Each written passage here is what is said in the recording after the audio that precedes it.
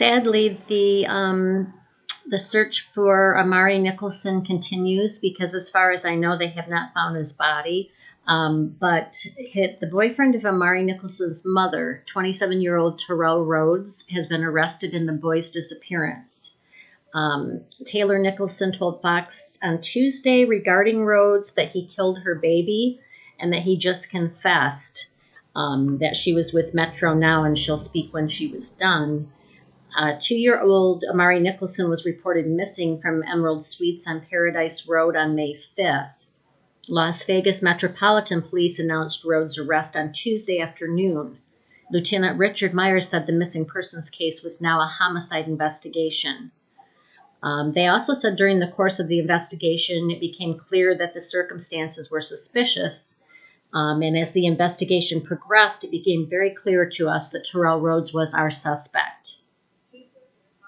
Myers said that during his arrest, Rhodes chose to fight with police officers, and during the course of the fight, he was briefly able to retrieve the officer's firearm. The incident was de-escalated, and Rhodes was transported to the Clark County Detention Center on a murder charge. He's expected in court this morning on Wednesday. Myers said that there will be additional charges. Las Vegas police did not allow media to ask any questions at that time, and it was not immediately known if Amari Nicholson's body had been found. But I have been told so far from everything that I've seen that his body has not been found yet, so we just pray that Terrell will do the right thing and tell them where this little precious boy's body is at. All right, Kim, thank you. The suspect in the murder of 2-year-old Amari Nicholson just faced a judge for the first time. Fox 5's Joe Vigil was in the courtroom and joins us now. All right, Joe, what happened in there? Well, guys, it was quick. This was set for 9 o'clock, and it was over in just a couple minutes. So we have some video that we shot, and we'll show that to you. Now, Terrell Rhodes escorted in by 2 officers. He was wearing a surgical mask and a blue jumpsuit. Now, there were 3 other officers standing right there as well. We're told security tight. You may remember yesterday that police say he actually fought with officers and briefly grabbed the gun of one of those officers, but that situation was quickly under control and nobody was hurt. So he looked down a lot. He glanced a lot over at the reporters in a side room, but he was quiet. He didn't say a word.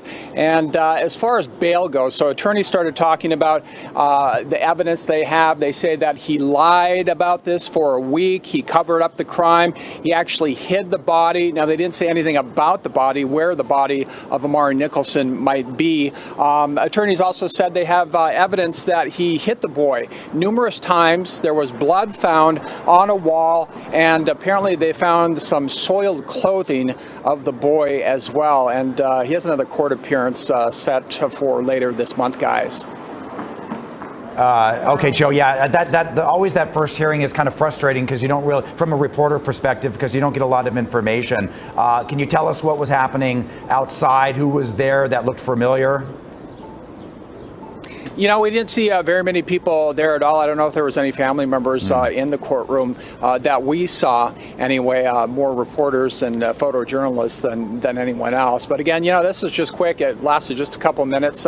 Didn't give a lot of details. Explained basically what I just said, and that he would be in court again short time later this month. Well, even though it was quick, Joe, you know, yesterday during a police press conference, that was about a minute and a half, and it sounds like we got more information regarding Amari's body and how they pegged the boyfriend for his murder than we were able to get in that police briefing yesterday. Because what did they tell us, if you can recap that?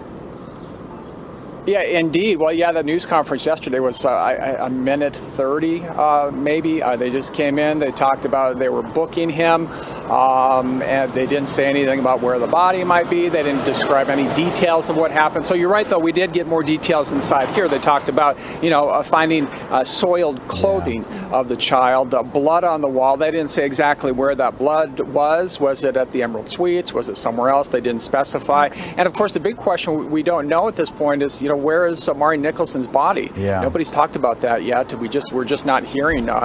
People are being very tight-lipped about this, but information will continue to trickle out, and we'll continue, of course, to watch it for you. Yeah, Did you say there was a date for the next hearing? Yes, later this month. I believe it was the 22nd. I'll have to double check my notes, but it's coming up here pretty quick. Yeah, they talk so fast in court when they're setting dates, and a lot of legal jargon there. Joe, this case is just so sad. Of course, this is not the outcome that anybody in the community was hoping and praying for a week ago when we brought you the news that he was missing. And one thing you have to keep in mind, again, the attorney said that, he lied about this and he covered it up for a week. So remember, we had all these people out there searching. We had hundreds of volunteers out there handing out flyers. They're knocking on doors. They were in the Emerald Suites area, just trying to get any information they could to anyone. I talked to the father of the boy yesterday, and he was talking about how he was trying to make contacts up from here up through San Francisco, trying to get those flyers out to any and everyone, because he said that, it's possible with the time that had gone by that someone could have driven from Las Vegas to New York. So he was trying to expand the search, as far as he could. He was talking about Canada, and then he even said, hey, if the whole world looks just for 20 seconds, we can find him. Yeah, and Joe, I just have one more question. Everybody's searching, but unfortunately this all happened. Sure. Very quickly, I know you spoke with the suspect Rhodes last week when Amari was reported missing. Do you know if he was also out there as part of the search party? We never heard that, and I guess that's some of the criticism that, people leveled at the mother and him, that maybe they weren't doing enough to search. Where were they out there? Were they searching? We know that they weren't communicating with the father's family, and yesterday you heard from a sister of Amari's father, and, she was tearing up. She said, hey, we're mothers, we understand, this must be awful, but, hey, Mom, we're willing to work with you and find your child. But again, there was just a lot of criticism from those two about their search efforts. And just a quickly, just a kudos to Metro, because you mentioned that he did grab for that gun, and the fact that they were able to apprehend him safely, and it is also great news too. That's right. Got it under control. Nobody was hurt. That could have been a very dangerous and scary situation. Yeah. Absolutely. All right. Joe Vigil, thank you.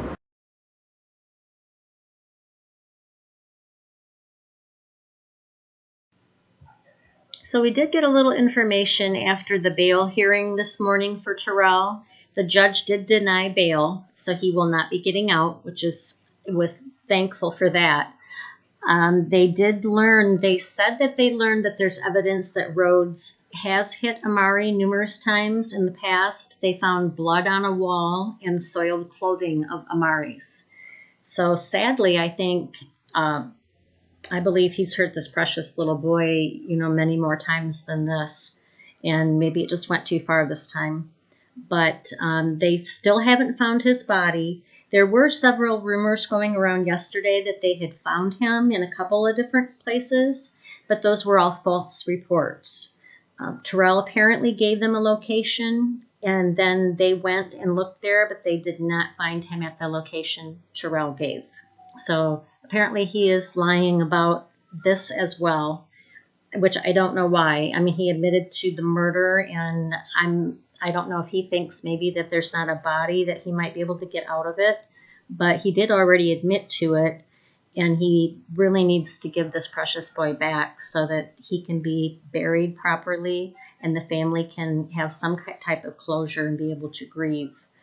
They are asking if anyone has any tips or is able to go out for recovery missions to please contact Metro at 702-828-3111 or Crime Stoppers at 702-385-5555. So I will make another video later when I get more updates on the case, and I'll try to keep everybody informed as to what's going on. And in the meantime, if you'd like to keep updated and read the most recent articles, everything that we can find on the case, join us on Facebook at True Crime and Psychology with Thelma and Louise.